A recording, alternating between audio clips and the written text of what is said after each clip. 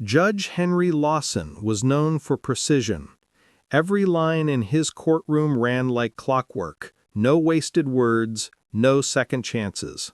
But that morning, as the witness took the stand, something didn't fit. The case was State versus Porter, a routine burglary gone violent.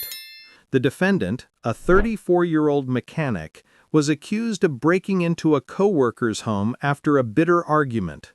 The prosecution had solid evidence, fingerprints, surveillance, and a partial confession. But the witness, Emma Brody, seemed nervous as she took her oath. Her hands trembled slightly, not from fear, but restraint, as if she already knew what she wasn't supposed to say. "Ms. Brody," said the prosecutor, "you were present when the defendant arrived at your building, correct?" "Yes," she replied softly. "I saw him from my apartment window. He parked in front of the stairwell, just like before." Lawson's brow furrowed. "Just like before?" The prosecutor hesitated. "You mean like when he visited you previously?" Emma nodded. "Yes, the night before the break-in." Every head in the courtroom turned. The "night before" had never been mentioned in discovery. No previous visit was in the record, nor in any statement filed by police. The defense attorney stood immediately. "Objection, Your Honor. There's no record of any prior visit." Lawson's heart thudded once, not from surprise, but from recognition. He remembered that phrase. It was in a document he'd reviewed privately the night before, an internal memo marked "Do Not Submit." He looked at Emma. "Ms. Brody," he said carefully, "who told you about that visit?" Her eyes flicked toward the prosecutor, then down to her hands. "No one," she whispered. "I thought it was part of the file." The room froze. The only sound was the faint buzz of the ceiling lights. Lawson leaned forward, his voice quiet but firm. "That information wasn't in any file, Ms. Brody. It was never presented to this court." She blinked rapidly, panic rising. "But you saw it. You signed it." The judge felt every eye on him. He hadn't signed anything, not officially. The courtroom emptied slowly, but Judge Henry Lawson stayed behind on the bench, his thoughts sharp and restless. The phrase, "you signed it," kept replaying in his mind. He hadn't signed that memo. He'd only reviewed it. It was a restricted brief sent from the prosecution's office for his eyes only. No copies, no references. And yet Emma Brody had quoted it word for word. He pressed the intercom. "Summon the clerk and the bailiff. Lock down all internal filings for this case. No one in or out." When the clerk arrived, she looked puzzled. "Sir?" "There's a leak," Lawson said. "Find out who accessed last night's chambers log." The clerk hesitated. "That's restricted, Your Honor. Only 2 credentials open that folder, yours and the prosecutor's." Lawson's chest tightened. "Then start there." As she left, he sat at his desk, pulling the red memo folder from his drawer.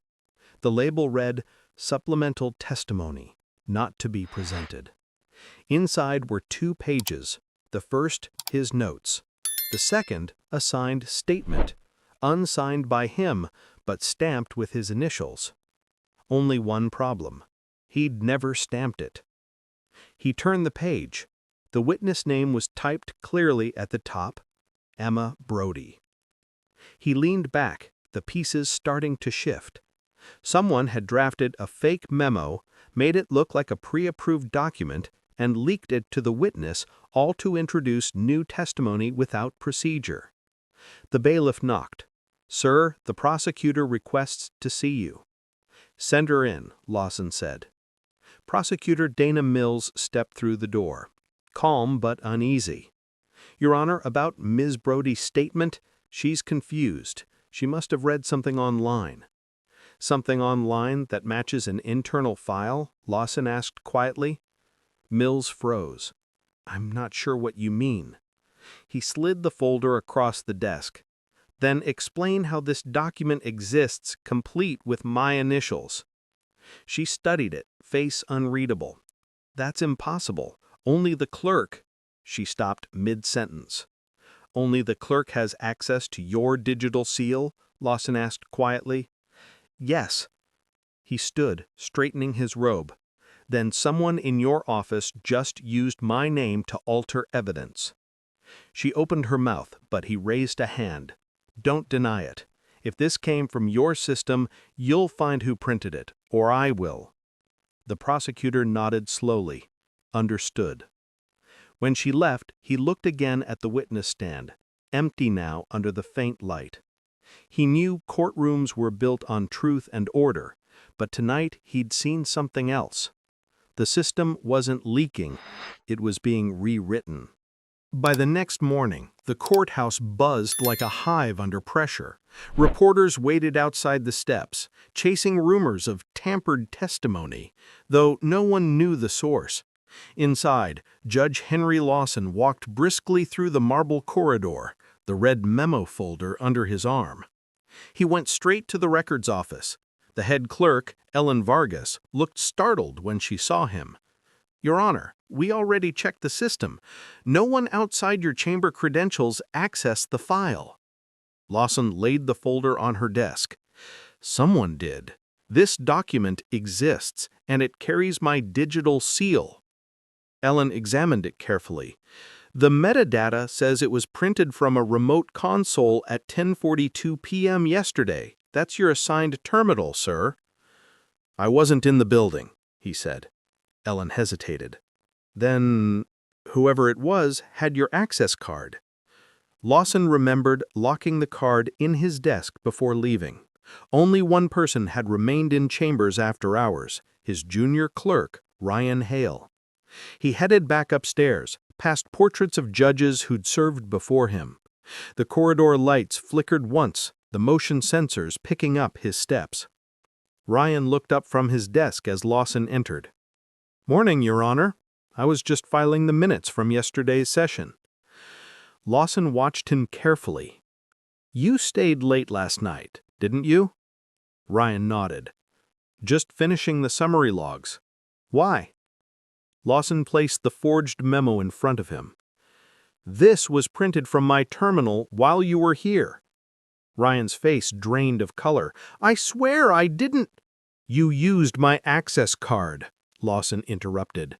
The lock log confirms it. You opened my desk drawer at 10:36. Ryan stammered. I dropped my badge earlier. I thought it fell behind your desk. I used yours to check. Convenient timing, Lawson said coldly.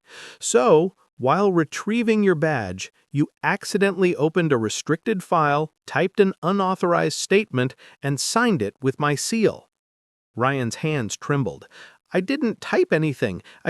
There was already something on your screen. Lawson leaned forward. Something like what? Ryan hesitated, eyes flicking to the folder. It was that memo. It was open when I sat down. I thought you'd left it on purpose. Who else was here? No one. Then, quieter. Except Miss Mills. The prosecutor stopped by for 5 minutes to drop off transcripts. She was the last person to leave. Lawson straightened.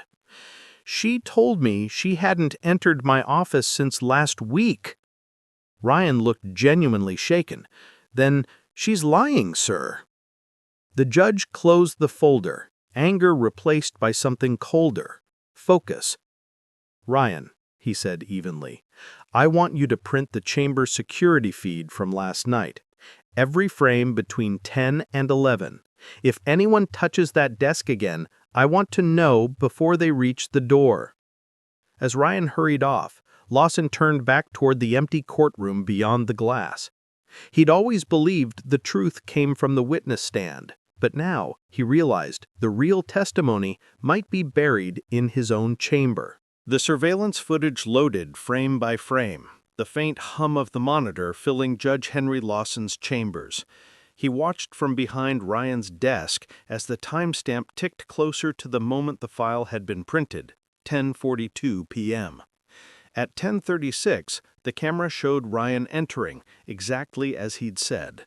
He looked nervous but calm, searching the floor near the judge's desk before finding his ID card under the drawer. Then the footage shifted. At 10:39, the office door opened again. Dana Mills, the prosecutor. She stepped inside quietly, a folder in one hand, her phone in the other. Ryan looked surprised. "Miss Mills, the judge isn't here," he said on the footage. "I just need to leave some transcripts for him," she answered. She walked toward the desk, setting the folder down, and then, while Ryan turned to lock the cabinet, she reached into her coat pocket and pulled out a small flash drive. Lawson leaned closer to the screen. She inserted it into his terminal, typed something fast, and within seconds, the printer light flickered. She removed the paper, signed it with his digital seal, and tucked it neatly into her folder. Then she smiled politely to Ryan, thanked him, and left. When the footage ended, the room fell silent. Ryan looked pale. "She said it was a transcript, sir. I didn't know." Lawson raised a hand. "You're dismissed, Ryan. I believe you." After the door closed, he sat back, exhaling slowly. The prosecutor had forged the memo, not to create evidence, but to steer testimony. By letting the witness believe that prior visit was real, she'd strengthened her timeline and secured motive. But now she'd implicated herself. Lawson called the chief clerk. "Get me the district attorney," quietly. An hour later, D.A. Leonard Price arrived, his tone clipped. "You're sure of this?" Lawson turned the screen toward him. "The footage doesn't lie." Price's jaw tightened. "Dana Mills is one of ours. If this goes public, it'll tear the office apart." Lawson's expression didn't change. "Then don't let it go public. Handle it properly. Pull her from the case, investigate and preserve the evidence before it disappears." Price hesitated. "You're not going to file a report yourself?" "I will, but not yet," Lawson said. "If I file now, she'll know we've found her. I want to see how far she's willing to go." The DA studied him for a moment, then nodded. "You've always had a sharp instinct, Judge, but if she tries to bury this, you'll need backup." Lawson closed the folder. "I don't need backup. I just need the truth to stay where it belongs." When Price left, Lawson turned off the monitor, the reflection of his own face flickering in the dark screen. In all his years on the bench, he'd told juries that lies always collapse under their own weight. Now, for the first time, he was about to test whether that was still true. By the next afternoon, word of the halted trial had reached every corner of the courthouse. Officially, proceedings were paused for review. Unofficially, everyone knew something had cracked. Judge Henry Lawson sat alone in his chambers, the blinds drawn, the security footage replaying on mute. The frame froze on Dana Mills' face, the moment she looked straight into the camera before leaving his office. It wasn't surprise, it was awareness. She'd known the camera was there. His phone buzzed. It was D.A. Leonard Price. "She's here," he said. "Wants to meet with you, directly, no lawyers." Lawson glanced at the screen again, then nodded. "Send her in." The door opened a few minutes later. Dana Mills entered quietly, carrying a single folder. No defense, no pretense, just composure. "Judge Lawson," she said evenly, "before you say anything, let me explain." He motioned for her to sit, but she remained standing. "You think I forged that memo. You're right. But I didn't do it to alter the truth. I did it to expose a bigger lie." Lawson's expression stayed unreadable. "You'll forgive me if I have trouble believing that." "The original memo existed," she said. "Someone in internal review deleted it from the system. I recreated it from memory to force it into evidence. Emma Brody was supposed to confirm its contents, but she panicked. Lawson folded his hands. And my initials? I had to make it believable, she admitted. If I hadn't, that statement never would have been allowed near a courtroom. He stood slowly, the gravity of her words pressing through the quiet. You falsified a sealed document, used my authority without consent, and put a witness on the stand under false pretense. Do you understand what that means? Her voice lowered. Yes. But the file I was trying to restore, it linked the defendant's employer to a corruption ring inside procurement. Someone upstairs buried it. If I hadn't acted, this entire case would have been shut down before trial.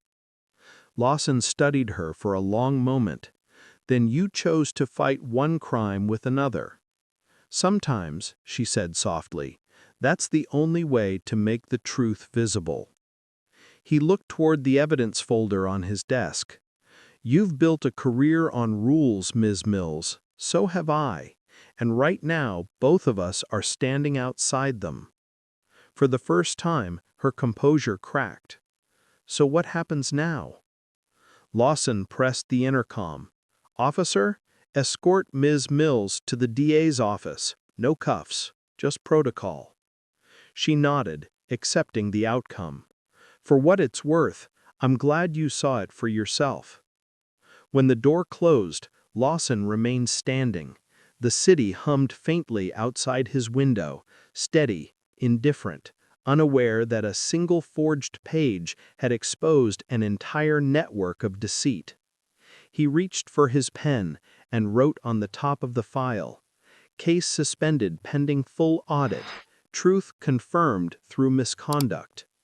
Then he leaned back in his chair, the weight of his robe heavy across his shoulders. Sometimes, justice didn't arrive through the rules. Sometimes, it arrived in spite of them.